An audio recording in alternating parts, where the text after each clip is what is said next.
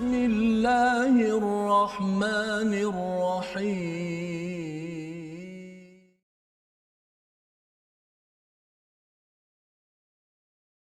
بسم الله الرحمن الرحيم الحمد لله رب العالمين الرحمن الرحيم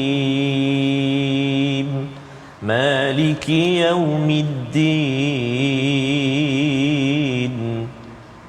إياك نعبد وإياك نستعين اهدنا الصراط المستقيم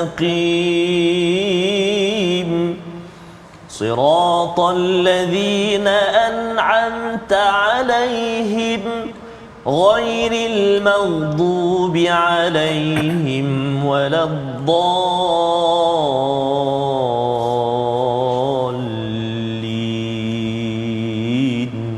آمين. Assalamualaikum warahmatullahi wabarakatuh. Alhamdulillah wassalatu wassalamu ala Rasulillah wa ala alihi wa man wala. Syada la ilaha illallah, syada Muhammadan abduhu wa rasuluh. Allahumma salli ala sayidina Muhammad wa ala alihi wa sahbihi ajma'in. Amma ba'du. Apa khabar tuan-tuan dan puan yang dirahmati Allah sekalian? Kita bertemu dalam My Quran Time baca faham amal pada hari ini, siri ulang kaji pada halaman 511 hingga 516. Kita lewati 6 halaman sebelum ini untuk kita mencongkil hidayah demi hidayah daripada Allah Subhanahu Wa Taala. Dan hari ini kita akan bersama dengan tokoh yang disapa hidayah dalam hidupnya. Bersama pada hari ini adalah Profesor Dr. Taufik Yap Yun Hin. Selamat datang Prof. Terima kasih Ustaz. Terima kasih banyak yang sama-sama kita pada hari ini bersama juga dengan doktor ataupun ustaz. Bersama ustaz. Amin. Alhamdulillah, amin ya rabbal alamin. Ustaz Tarmizi Abdul Rahman. Apa khabar ustaz? Alhamdulillah, Safas batuk sikit Safas. Alhamdulillah. Dan kita ada tetamu istimewa hari ini ustaz. Kita amat gembira ya amat suka hati untuk sama-sama kita mencongkil, berkongsi pengalaman bagaimana perjalanan Profesor Dr. Taufik sebagai Presiden Persatuan Cina Muslim Malaysia MAKMA dan secara langsung ya individu penting dalam dunia akademik di Malaysia sebagai Naib Chancellor Universiti Malaysia Sabah. Mari sama-sama kita mulakan sesi kita pada hari ini dengan doa ringkas kita. Subhanakala ilmalana illa ma 'allamtana innaka antal alimul hakim. Rabbi zidni ilma. Wahai Tuhan, berikanlah, tambahkanlah keberkatan, kebaikan dengan ilmu yang kita peroleh pada hari ini. Pada hari ini kita akan mengulang kaji halaman 511 daripada surah Al-Fath dan juga surah Al-Hujurat. Kita akan baca dahulu daripada ayat yang kedua daripada ayat surah Al-Fath ini untuk kita sama-sama melihat bagaimana peristiwa Hudaibiyah. Ya, kita mulakan dulu dengan ayat pertama diikuti ayat yang kedua dan bagaimana konflik yang berlaku membawa kepada 1001 rahmat, dan sudah tentunya kita juga nak melihat kepada apakah konflik ataupun junction apakah yang berlaku dalam diri Profesor Dr. Taufik yang akhirnya memilih 1001 rahmat dalam kehidupan beliau. Kita mulakan dengan ayat 1 hingga 2 surah Al-Fath bersama Ustaz Tarmizi. Terima kasih kepada Ustaz Fazrul. Bismillahirrahmanirrahim. Assalamualaikum warahmatullahi wabarakatuh. Alhamdulillah wassalatu wassalamu ala Rasulillah wa ala alihi wa sahbihi man walah wa ba'd. Yang saya kasihi lagi, saya mulakan tetamu undangan kita pada hari ini pada Safas yang sudi singgah ke teratak My Quran Time Nun, jauh dari negeri di bawah bayu Sabah bah. Masya-Allah. Jarang-jarang sebenarnya kita menerima tetamu dari Sabah ini. Hari satu suasana ataupun fursah zahabiyah, masya-Allah, kesempatan emas yang bersama kita pada hari ini. Yang bahagia Profesor Dr. Taufik, selamat datang. Terima kasih. Lepas ni welcome. Betul Safas? Ya. Betul Kalau bahasa Cina macam mana? Huan Ying Ni. Ya itu pelan je Ustaz. Subhanallah. Terima kasih banyak Prof ya. Subhanallah. Tak lupa pada ayahanda dan bonda, tuan-tuan dan puan-puan, sahabat-sahabat Al-Quran yang dikasihi dan dirahmati Allah Subhanahu Wa Taala. Saya teringat Prof, dalam My Quran Time, selalu di dalam ruangan komen Facebook ada seorang sahabat kita dari Kundasang. Kundasang. Selalu menyatakan sambil dia tengok tu, dia kata mohon maaf saya minta izin kerana dah masuk waktu Zuhur. Maksudnya dia mau mengikuti My Quran Time suasana Zuhur awal kan. Ya betul. Jadi subhanallah, ini kita bawakan wakil. Lepas ni lebih ramai orang Sabah lagi lah. Subhanallah. Amin ya. Amin ya. Jadi subhanallah, Tuan-tuan dan puan-puan, ibu-ibu ayah sahabat Al-Quran semua, mari kita mulakan dengan sama-sama kita baca ayat yang kedua dari surah Al-Fath, muka surat 511. Mari kita baca sama-sama. A'udzu billahi minasyaitonir rajim.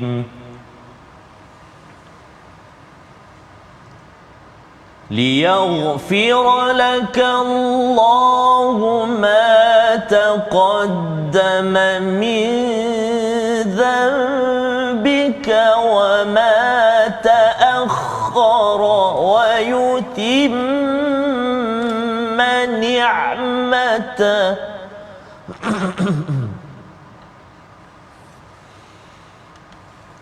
ويتم نعمته عليك ويهديك صراطا مستقيما صدق الله العظيم. Surah Al-Azim, kita bacaan daripada ayat yang kedua. Agar Allah memberikan keampunan kepadamu wahai Muhammad ke atas dosamu yang telah lalu dan yang akan datang, serta menyempurnakan nikmatnya ke atasmu dan menunjukkanmu kepada jalan yang lurus. Perkataan dzamb dalam ayat ini bukanlah sekadar dosa biasa, tetapi adalah satu kesilapan tidak tepat dalam berstrategi oleh Nabi sallallahu alaihi wasallam, dan Allah juga mengampunkan kerana dzamb bagi Nabi sallallahu alaihi wasallam itu tidaklah sama dengan kita, ya. Nabi tersilap strategi pun itu dianggap sebagai satu kesilapan yang memalukan, ya. Tetapi bagi kita silap strategi, ustaz, ya doktor, dia mungkinlah kita ni, kalau saya orang biasa-biasa ni, dia tidak mencapai tahap seperti Nabi Muhammad sallallahu alaihi wasallam. Tetapi pastinya ini berkaitan dengan peristiwa Hudaibiyah di mana ada konflik berlaku. Umat Islam daripada Madinah ingin pergi ke Mekah, ingin menunaikan haji, tetapi dihalang di Hudaibiyah selepas berjalan lebih 400 km. Satu perkara yang mengecewakan, tetapi Allah menyatakan dengan kemampuan mereka untuk taat kepada Allah dan Rasul, Allah menjanjikan diampunkan dosa yang telah lalu, apa yang akan datang, disempurnakan nikmat beragama itu dan akan dipimpin kepada jalan yang lurus. Inilah, ya, satu konflik membawa kepada 1001 rahmat.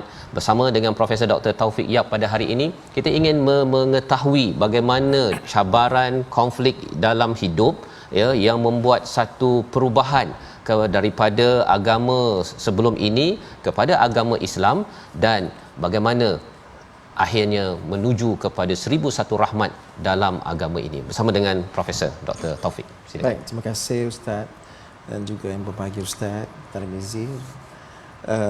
Kalau kita melihat kepada perubahan itu berlaku, ya, dia merupakan satu perubahan yang agak drastik apabila daripada seorang yang kufur bertukar kepada seorang Islam. So perubahan yang ini mengambil satu perjalanan yang bukan mudah, ya. Sebab kita terpaksa mengubah cara hidup kita dari kebiasaan yang ada kepada satu kebiasaan yang baru. So bagi saya bermula dengan pencarian tentang penciptaan manusia itu sendiri. So kenapa Tuhan ciptakan manusia? Kenapa kita wujud di dunia ini? Kenapa perlunya kita ada di muka bumi ini? Kemudian dari situ, dari pencarian tentang penciptaan manusia, saya mencari pencarian tujuan kehidupan. Ini doktor mencari ini ketika umur berapa tahun tu? Saya umur 15 tahun ketika itu, tahun 83. Ya, sebelum ini pun kami sudah ada berjumpa juga dengan individu yang akhirnya memilih Islam, tapi dia berlaku juga pada umur sekitar ini, ya. Apa yang menyebabkan? Bukankah waktu ini doktor happy-happy je sepatutnya? Saya memang happy-happy juga. Happy-happy juga. Okey. Masih tetapi happy. Oleh kerana kita tak tahu apa tujuan kehidupan kita, menjadi kita resah. Meresah sebab saya belum ada jawapan kenapa kita perlu hidup di dunia ini.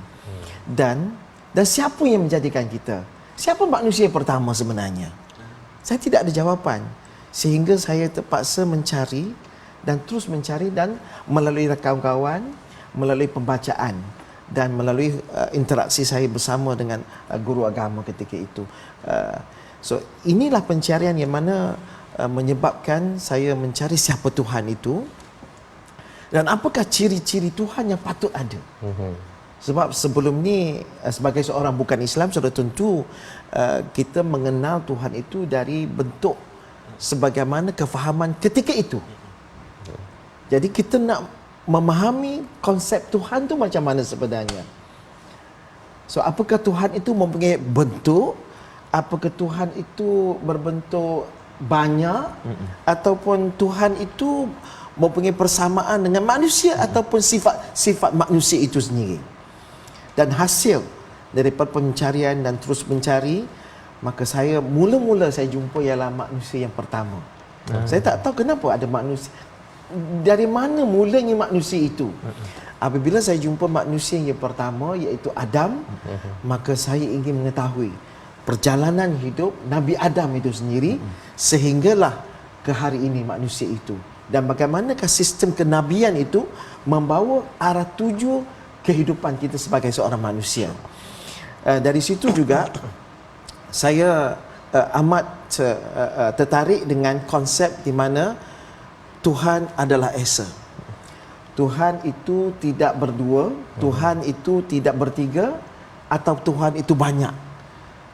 Sebelum ini kita mungkin percaya Tuhan ada di kawasan ini, ada di kawasan ini, ataupun di langit atau di bumi. Tetapi yang ini konsepnya Tuhan adalah satu dan tidak boleh kita imaginekan bagaimana bentuknya. Dan dia adalah kuasa yang paling besar. Dari situ saya juga dapat membezakan di antara Tuhan dengan makhluk. Tuhan adalah mencipta, makhluk adalah dicipta. Dan manusia itu tidak boleh sama dengan Tuhan. Dan Tuhan tidak ada sifat makhluk itu sendiri. Sepertilah Tuhan itu tidak boleh mengantuk. Tuhan itu tidak boleh ada makan. Dia tidak perlu ada anak seperti mana manusia yang mempunyai anak, yang mempunyai isteri atau suami. Sudah tentu tidak boleh sama. Kalau sama, maka dia bukan bersifat Tuhan, dia hanyalah makhluk. Dan itulah ciri-ciri itu yang saya mencari dalam tempoh hampir sepanjang tahun itu, 83. 15 tahun. Ya, masa umur 15 tahun. 15 tahun. Dan walaupun saya pun kadang-kadang saya tidak boleh bayangkan kenapa dalam usia begitu saya boleh begitu serius memikirkan ketuhanan. Sedangkan kalau kita lihat anak muda 15 tahun tu, budak itu dia tak pada fikir pun siapa Tuhan, kita tak kisah pun. Tapi memang saya tak boleh terfikir bagaimana saya masa itu memang memikirkan begitu mendalam sekali, sehingga akhirnya saya mengambil keputusan bahawa Allah itu memang Tuhan saya kerana dia adalah bersifat Esa, dia tidak ada dua, tidak ada tiga, dia adalah tunggal, dia maha berkuasa, tidak ada persamaan dengan makhluk, dan tidak ada manusia yang menyerupai kuasanya dengan Tuhan itu sendiri.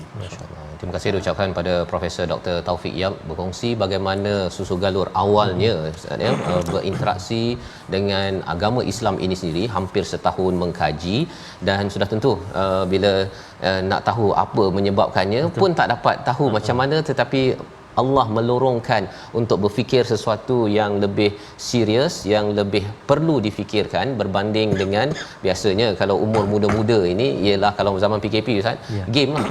Main game, ataupun kalau waktu itu mungkinlah pergi main ke, pergi jola-joli ke, tetapi rupa-rupanya itu antara topik yang diberi perhatian oleh Profesor Dr.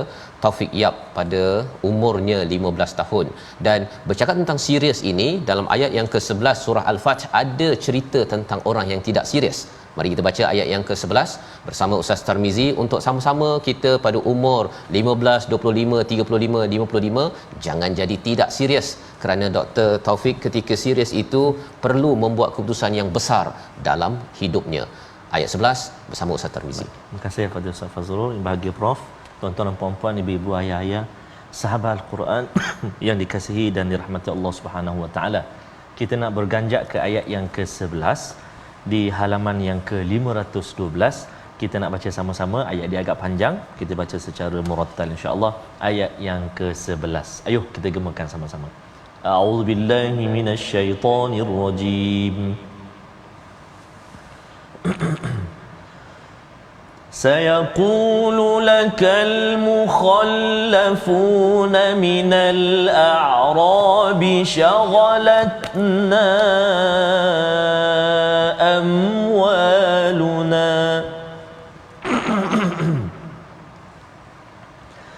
شغلتنا أموالنا وأهلنا فاستغفر لنا يقولون بألسنتهم ما ليس في قلوبهم قل فمن يملك لكم من الله شيئا إن أراد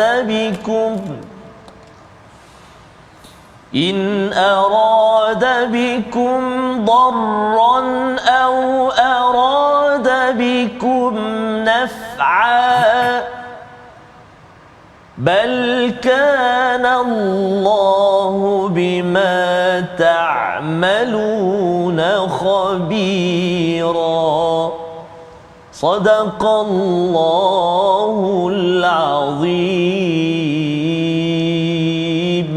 Surah Al-Azim, gitulah bacaan daripada ayat yang ke-11 menceritakan tentang satu kumpulan manusia yang tidak bersama Nabi daripada Madinah pergi ke Mekah balik kampung untuk menunaikan haji tersebut kerana ia adalah suatu perkara yang mencabar, sehingga kan mereka memberi alasan syaghalatna amwaluna wa ahluna, iaitu kami ni sibuk dengan harta kami, bisnes kami, dengan ahli keluarga kami, betul ya, sehingga kami kata kami tak sempat nak join ya, kami ada hal. Jadi memberitahu ada hal pada perkara yang besar ini adalah satu penyakit yang dirakamkan pada ayat yang ke-11.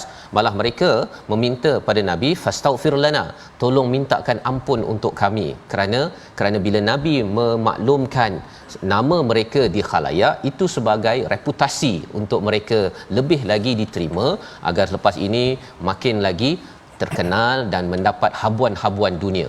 Jadi bila bercakap tentang perkara ini, mereka tak serius doktor ya, kerana mereka hanya fikir kepada harta, kepada ahli keluarga.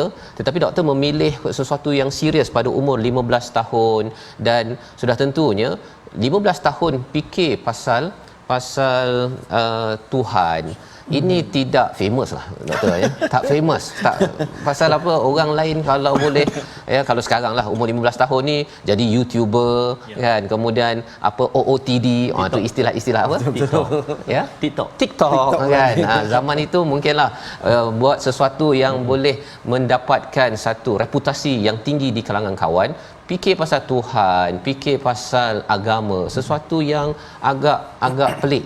Jadi apakah surah yang menjadi kegemaran pada doktor sehingga ia menjadi latar kepada perjuangan dalam beragama ini? Silakan. Ya, alhamdulillah. So memang dia kerja-kerja yang saya buat itu memang tak popular lah. Tak popular. Masa itu game pun tak ada, semua tak ada. Kita pun melihat kepada kehidupan itu sendiri. Sebab saya masa itu saya fikir dah. Masa zaman sekolah tu kita nak belajar. Lepas belajar kita nak kerja. Dah kerja kita nak kahwin. Dah kahwin dapat anak. Lepas tu kita jadi tua. Jadi atuk pula kan. Jadi ke mana? Lepas tu mati. Ke mana akhirnya penghidupan ini sebenarnya untuk apa? Kena fikir benda tu. So berbalik kepada soalan tadi, apakah surah kegemaran? Dalam pencarian ketuhanan itu, itulah saya berbincang dengan kawan. Ya, seorang kawan rapat saya masa itu, saya tingkatan 4 sains Tanjung di sekolah All Saint Kota Kinabalu. Saudara Muhammad Ghazali, Haji Razi. Dia kata sebab saya tengah membuat perbandingan ni.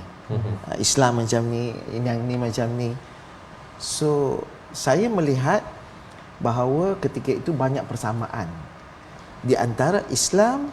Masa itu perbezaan yang nyata lah di antara Islam dengan agama-agama lain. Sebab dia bagi saya adalah sesuatu yang totally different. Okay? Daripada masyarakat saya sendirilah, masyarakat Cina. Sebab di situ adalah luar biasa bagi seorang Cina menjadi Islam. Kerana di dalam masyarakat itu jarang kita jumpa. Malah saya tak pernah jumpa pun ketika itu. Dan dia bagi tahu saya yang membezakan Islam dengan agama lain ialah surah Al-Ikhlas. Sebab saya memang cari ke Tuhan. Dan surah ini memberikan segala-galanya jawapan yang very solid tentang konsep ketuhanan dalam Islam itu sendiri. Di mana Bismillahirrahmanirrahim. Qul huwallahu ahad, Allahus samad, lam yalid walam yulad walam yakul lahu kufuwan ahad. Katakanlah Allah Maha Esa. Di situ jawapan dia. Allah itu adalah Esa. Esa Allah macam mana? Allah mestilah menjadi tumpuan, ayat kedua, sekalian makhluk untuk sebarang hajat. Maknanya kita tidak boleh minta selain daripada Allah. Tidak ada lagi benda lain yang boleh kita mohon pertolongan selain daripada Allah. Dan kalau kita dalam kesusahan, tiba-tiba kita mengalami, contohnya pakai kapal terbang lah, tiba-tiba dia bergoyang-goyang, siapa kita ingat? So tentu kepada yang Maha berkuasa. Dia Maha berkuasa, taklah Tuhan. Dan dia tidak boleh dalam bentuk apa-apa pun. Kita akan bayangkan dia yang besar, kan? Kemudian dia tidak beranak dan tidak diberanakkan. Maknanya Tuhan itu tidak ada anak. Dan dia tidak dilahirkan oleh mana-mana. Dan yang keempat ialah, dan tidak ada sesiapa pun yang serupakannya. Ini seperti yang saya sebutkan tadi, Tuhan dengan makhluk adalah totally different. Kalau Tuhan sama dengan makhluk, maka dia bukannya Tuhan. Dan disitulah menyebabkan saya very solid, kukuh dengan pegangan kepada Islam, kepada konsep ketuhanan dalam Islam itu sendiri. Baik, terima kasih diucapkan kepada Profesor Dr. Taufik untuk menjelaskan salah satu surah yang telah diperkenalkan oleh rakan sebentar tadi adalah surah Al-Ikhlas, Ustaz ya. Surah ini sebelum ini pun kita ada bertemu dengan beberapa orang yang terkesan dengan surah ini kerana walaupun pendek tetapi ianya adalah amat padu untuk menyatakan tentang antara prinsip penting di dalam agama ini. Dan insya-Allah kita berehat sebentar. Selepas ini kita akan menyambung lagi bagaimana dalam surah Al-Fath ini ada pelajaran penting, dan kita ingin juga bersama pengalaman Dr. Taufik untuk terus mencerahkan bagaimana perjuangan beliau selepas berada dalam agama fitrah ini. Kembali semula My Quran Time, baca faham amal insya-Allah.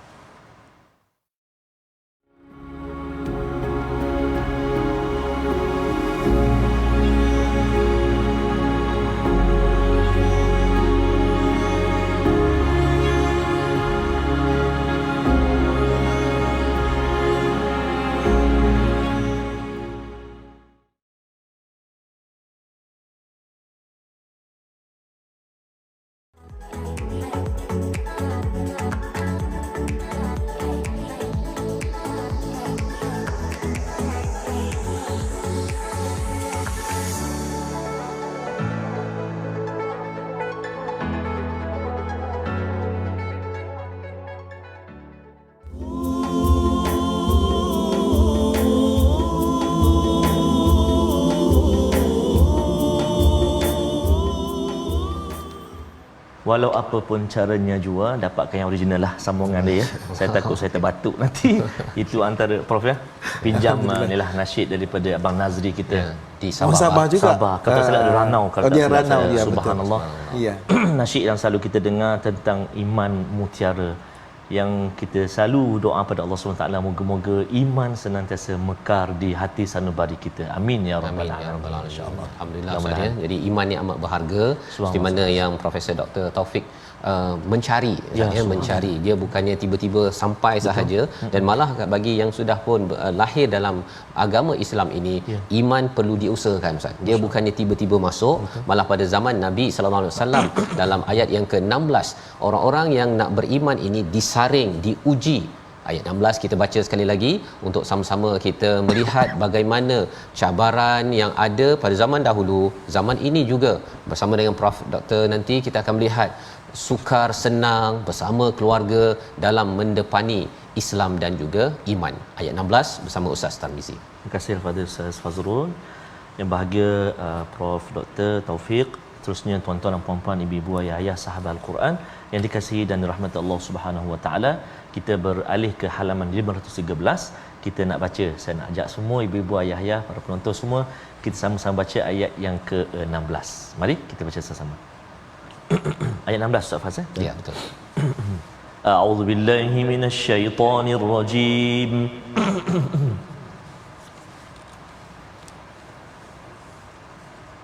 قل للمخلفين من الأعراب ستدعون إلى قوم أولي بأس شديد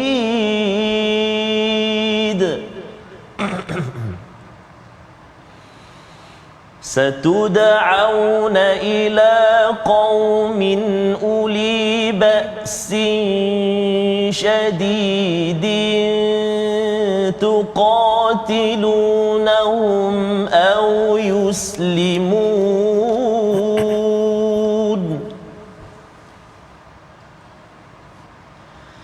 فإن تطيعوا يؤتكم الله أجرا حسنا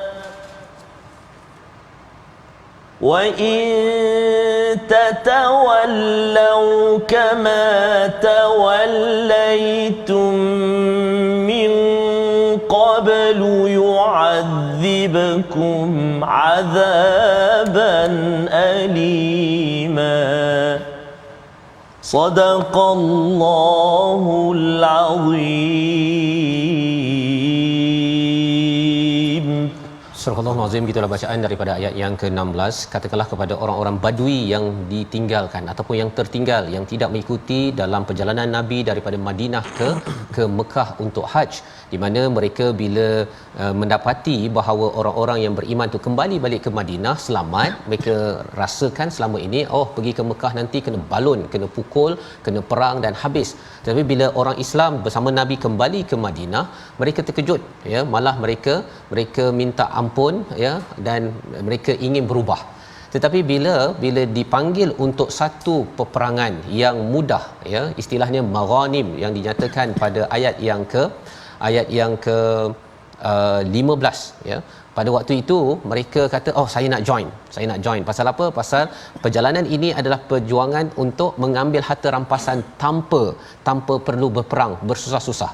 Jadi Nabi diajarkan, diberi tahu, okey, kamu tak payah ikut yang ini. Maka ada di kalangan mereka yang menyatakan, alah, kamu ni dengki saja pada kami, tak beri kami izin untuk pergi ke sana, padahal sebenarnya mereka nakkan harta tersebut secara mudah. Maka antara saringan yang diberikan dalam ayat 16 ini, katakanlah kepada mereka yang ditinggalkan, satud'auna ila qaumin uli ba'sin syadid, iaitu kamu akan diajak kepada satu peperangan lain yang kali ini dengan satu kaum Rom yang kuat, dan kamu akan memerangi mereka, membunuh mereka ataupun mereka menyerah kalah. Kali ini bukannya senang-senang, kamu kena berjuang. Adakah kamu akan ikut? Kalau kamu ikut taat, maka ada ganjaran yang baik. Jika kamu berpaling, maka azab yang amat sengsara. Jadi ini menakutkan kepada mereka yang ada masalah dalam hati. Kembali pada Dr. Taufik, bila kembali dalam agama fitrah, doktor, ya, sudah tentunya ada saringan, ada perkara senang, ada perkara susah, dan juga bersama dengan keluarga. Kalau doktor boleh berkongsi pengalaman susah senang akhirnya bersama keluarga, bagaimana kisahnya? Silakan. Ya, terima kasih Ustaz Fazrul. Saya suka tadi dengan nasyid tadi, sebab seni kata dia sangat menjiwai saya. Contohnya, iman itu tidak boleh diwarisi. Ya. Walaupun daripada bapa seorang ulama pun, daripada ibu seorang yang muslimah ke, sebab iman itu mestilah kita cari. Walaupun memang dilahirkan Islam, kalau dia tak praktis Islam pun tak ada makna dia. Sebab itulah dia sangat menjiwai saya. Dan tidaklah mudah untuk kita maintain iman itu sendiri. So saya suka juga soalan yang dikatakan bagaimana susah dan senang. Ialah sedangkan iman itu tidak boleh diwarisi, maknanya mesti ada cabaran untuk pertamanya mendapatkan iman itu sendiri. Sebab kita memilih, kita we choose to choose. Kita memilih untuk memilih Islam itu sendiri. Sudah tentu cabaran itu sangat besar. Sebab kita buat sesuatu yang luar biasa. Sebagaimana saya sebutkan tadi, luar biasa kerana dalam masyarakat Cina tak ramai orang Islam. Kalau kita diri Islam, bagaimanakah penerimaan bukan hanya ibu bapa tetapi dengan masyarakat sekeliling kita juga. Apa pendapat mereka, apa pandangan mereka, nanti kita akan disisihkan. Sebab kita sudah menjadi minoriti. Dalam minoriti, dalam kita ni tak ramai, lepas tu kita minoriti lagilah sikit orangnya. So maknanya di sini cabaran tetap ada. Saya alhamdulillah Allah Subhanahu Wa Taala memberikan seorang ibu yang cukup memahami saya. Apabila saya menceritakan niat saya untuk kepada Islam, dia kata awak dah besar. Kan saya kata baru umur 15 tahun. Dia kata awak dah besar, awak boleh pilih sendiri untuk cari hidup awak. Begitu saya cukup lega lah. So apabila saya menyatakan hasrat untuk Islam dan dia memberi kuasa kepada saya untuk memilih, dan alhamdulillah dia banyak membantu dari sudut itu. Sehingga kan pada hari yang seminggu sebelum Islam tu, saya kan perlukan pinggan mangkuk semua tu kan. Kita tahu bahawa makanan dia dah berbeza dengan kita.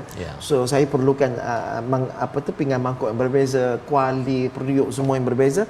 Dia bawa saya pergi beli. Saya mana ada duit masa tu. Kita bersekolah lagi kan. Dia tolong belikan, dia uruskan semua bersama dengan saya lah. Alhamdulillah. Maknanya dia walaupun dia tidak Islam, tetapi oleh kerana dia simpati dengan kita, maka dia bantu kita. Alhamdulillah. Dan alhamdulillah juga saya dengan bapa saya bukan bapa kandung lah. Dia bapa tiri saya, tetapi saya tidak menganggap dia tiri. Sebab dia yang membela saya sejak saya umur 2 tahun.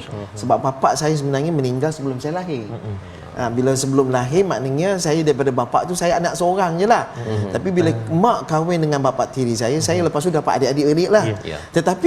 Tetapi dia juga tidak menganggap saya sebagai anak orang lain. Dan dia pun tidak begitu, bukan tak kisah, dia tidaklah begitu menentang kemasukan saya dari Islam, tetapi dia juga tidak mau bawa kes itu ke mahkamah. Sebab masa itu is underage.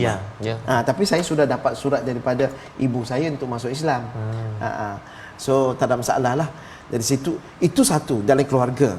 Belum lagi adik-beradik yang lain, maknanya saudara mara. Saudara mara mungkin ada juga, pastinya ada. Sebab kita tidak boleh keluar daripada sosial ataupun perhubungan masyarakat bersama mereka juga.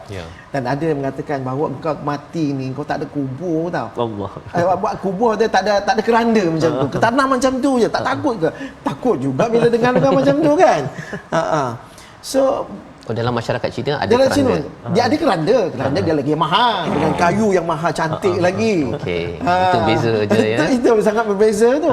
Apabila berlaku persepsi negatif di kalangan masyarakat Cina kepada Islam, dan dia menjadi satu tanggungjawab kepada saya untuk membuat sesuatu yang terbaik supaya kita tidak dihina oleh orang lain. Sebab itulah cabaran tu tak ada di sekolah. Sebab zaman tu masa sekolah lagi. Macam mana saya nak berdepan dengan guru kelas saya, berdepan dengan guru besar semua tu kan. Saya kenalah menjadi seorang yang baik. Supaya Islam itu tidak tercemar kerana saya.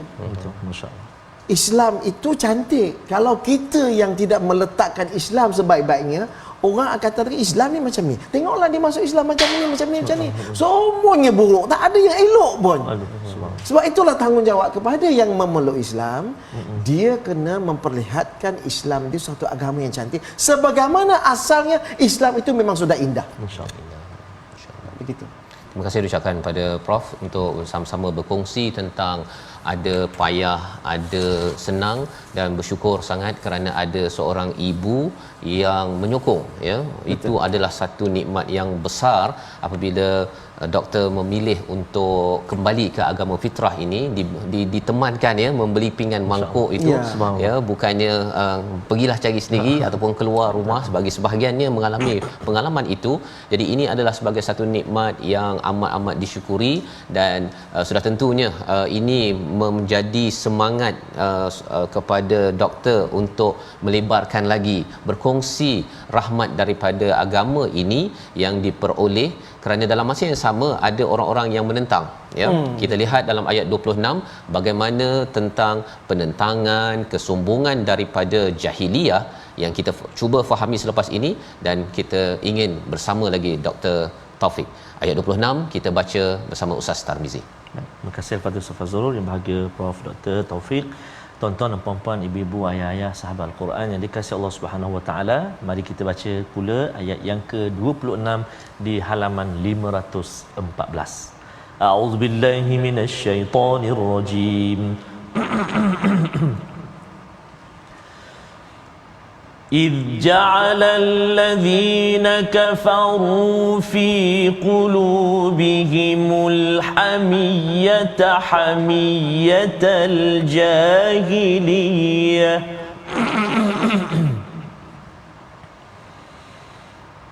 إذ جعل الذين كفروا في قلوبهم الحمية حمية الجاهلية فأنزل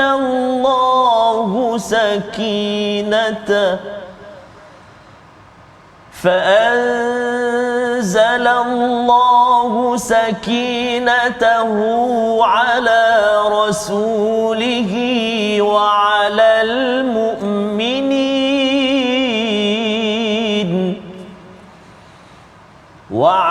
المؤمنين وألزمهم كلمة التقوى وكانوا أحق بها وأهلها وكان الله بكل شيء عليما صدق الله العظيم. Surah Al-Azim, gitulah bacaan daripada ayat yang ke-26 bercerita tentang bagaimanakah situasi di Hudaibiyah apabila orang-orang yang kufur itu pada hati mereka itu ada hamiyatul jahiliyah, iaitu kesombongan, ya, kesombongan jahiliyah, iaitu dia bukannya kesombongan ataupun nak menjaga identiti kerana Tuhan, tetapi kerana diri mereka sendiri. Maka itu menyebabkan mereka menyebabkan orang Islam boleh marah pada waktu itu, doktor, ya. Kalau doktor pun mengikuti perang perjanjian Hudaibiyah ini, nama Rasulullah itu dipadam, diletakkan Muhammad bin Abdullah, ya, berbagai lagi perkara yang nampak berat sebelah. Tetapi Allah berikan apa kepada orang Islam pada waktu itu? Fa anzalallahu sakinatahu ala rasulih wa alal mu'minin. Allah turunkan sakinah, ketenangan kepada sahabat, kepada Rasulullah, termasuk Umar. Umar dah tak tahan dah, kan, bukankah kita ni benar, kan, tetapi kerana ada ketenangan itu pada Rasul, pada orang beriman, di alzamahum ini lazim, ini macam kalau kita dilekatkan dengan apa? Dengan takwa. Tak tercabut dah. Pasal kalau tercabut di takwa, memang terkeluar perkataan-perkataan yang tidak elok daripada orang Islam pada waktu itu. Kerana apa? Kerana mereka sudah berjalan lebih 400 km dan mereka diarah balik begitu sahaja daripada kampung halaman mereka. Maka Allah kata wa kanu ahaqqa biha wa ahlaha, mereka lebih berhak lagi untuk takwa ini, mereka lebih patut mendapat ganjarannya. Wa kanallahu bikulli syai'in alima, Allah amat mengetahui rasa hati mereka yang kecewa. Tetapi lebih daripada itu ialah ada sesuatu yang Allah tahu, kemenangan yang tertangguh untuk mereka. Jadi bercakap tentang ada dua kumpulan, ya, bila doktor memilih untuk berada dalam agama fitrah, dalam masa yang sama ada orang yang daripada kumpulan lain yang mungkin ada setuju tak setuju. Doktor sebagai Presiden Persatuan Cina Muslim Malaysia MAKMA, kan, yang cantik-cantik kita tahu ada tak orang yang buat tak cantik, cabaran dalam dakwah yang doktor cuba usahakan ini sebagai perkongsian agar yang lain, tuan-tuan yang berada di rumah juga mendapat inspirasi untuk kita bersama-sama terus tenang menghadapi hamiyatul jahiliyah. Silakan doktor. Okey, alhamdulillah. So di dalam usaha kita menjalankan dakwah Islamiah itu sendirilah, sebenarnya dakwah itu ada dua. Satu ialah dakwah islahiyah, satu lagi dakwah Islamiah. Dakwah Islahiyah itu kita membetulkan mereka yang dah Islam dah. Islam. Islamiah maknanya kita mengajak orang yang bukan Islam kepada Islam. Di situ cabaran memang sangat besar. Cabaran besar sebab apa? Nabi sendiri pun yang menjalankan fungsinya sebagai Nabi dan Rasul pun diberikan cabaran begitu besar. Bukan bermakna Allah tak sayang dia. Mungkin lagi banyak cabaran, Allah tunjukkan bahawa lagi sayang Allah kepada kita. Tetapi dalam usaha kita menjalankan kerja-kerja sunnah Nabi, saya sebutkan ini sebagai sunnah Nabi yang paling besar. Kerana kita hanya fokus kepada sunnah Nabi, makanan Nabi, pakaian, perkahwinan Nabi, itu selalu orang ikut. Tetapi orang jarang berfikir tentang sunnah Nabi yang paling besar daripada awal lagi sebelum Nabi Muhammad sallallahu alaihi wasallam diutuskan sebagai rasul sehinggalah baginda wafat itu sendiri, tugas paling besar ialah untuk menyampaikan, mengajak manusia kepada menyembah Allah Subhanahu wa taala. Mengajak manusia untuk sembah Allah. Inilah Tuhan kamu. Kamu jangan lagi sembah Tuhan-Tuhan selain daripada Allah. Dan apabila dosa paling besar ialah kita mensyirikkan Allah itu sendiri, memeduakan, memperbanyakkan Allah itu sendiri. Dan itulah dia kata ada setengah-setengah manusia ialah dia mungkin mengambil pendekatan yang berbeza dalam menyampaikan Islam, mengajak manusia kepada Islam, tetapi akhirnya dia mestilah berfungsi mengikut tiga prinsip yang utama dalam penyampaian Islam. Itu dia mesti menyampaikan secara hikmah. Dia mesti mengenai hikmah supaya orang tidak lari lepas daripada kita, orang tidak takut dengan kita. Mungkin hari ini kita nak menyuarakan selantang mungkin, tetapi ia menimbulkan kontroversi dan akhirnya orang tak akan dengar kita cakap dah. Orang akan boikot kita, orang akan tak mau dah. Sekali cukuplah. Yang kedua, kita mesti bercakap baik. Dan kita mestilah menyampaikan dengan cara yang terbaik juga. Kalau berdebat, kalau berlaku perdebatan, maka kita mesti berdebat dengan baik juga. Maknanya ini caranya Allah mengajar kita macam mana kita nak menyampaikan Islam, mengajak manusia kepada Allah Subhanahu Wa Taala. Ialah tugas kita memang banyak sebagai seorang manusia, sebagai seorang, kita banyak topi sebenarnya kita kan, sebagai seorang manusia. Kejap kita pakai topi ni, kejap kita pakai topi, tetapi akhirnya topi yang mesti kita pakai ialah topi sebagai seorang Islam. Masya-Allah. Ya, jadi itu adalah daripada Profesor Dr. Taufik, bahawa banyak topi. Dr. Taufik ni Presiden Persatuan Makma, Naib Chancellor ya di sebuah Universiti Malaysia Sabah yang ramai ya pelajarnya, tetapi banyak topi paling tinggi sekali perlu diutamakan adalah topi sebagai hamba yang menyerah pada Allah Subhanahu Wa Taala, Islam. Dan kita berdoa pada Allah Subhanahu Wa Taala agar Allah sentiasa memimpin kita dan sentiasa membantu pada Profesor Dr. Taufik Yap dalam memimpin UMS, dalam memimpin makma keluarga yang besar, dan juga pastinya untuk orang Sabah juga kerana Dr. asal Sabah ya, sekarang ini berada di Sabah. Kita harapkan cahaya ini terus bergemerlapan dan kita doa di akhir ini bersama Al-Fadil Ustaz Tarmizi Abdul Rahman. Silakan Ustaz. Terima kasih Ustaz. A'udzubillahi minasyaitonirrajim. Bismillahirrahmanirrahim. Alhamdulillahi rabbil alamin wassalatu wassalamu ala rasulillahil amin sayyidina Muhammadin wa ala alihi wa sahbihi ajma'in.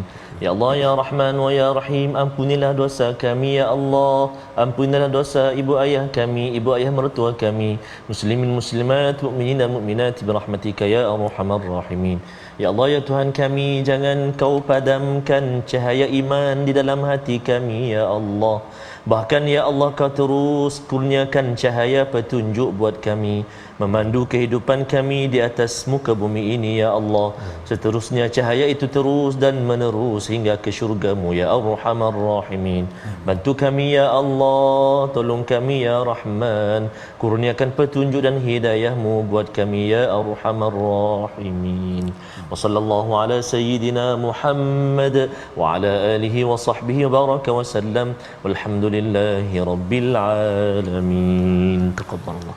Inna wa minkum taqabbal ya karim. Moga-moga Allah menerima doa kita pada hari ini, dan saya mengucapkan ribuan terima kasih kepada Profesor Dr. Taufik Yap Yun Hin ya, yang bersama pada hari ini dalam masa yang pendek doktor ya. Tapi harapnya kita ada ruang lagi pada masa-masa akan datang ya, dan harapnya kita dapat nanti Ustaz terbang ke bumi Sabah. Boleh ya.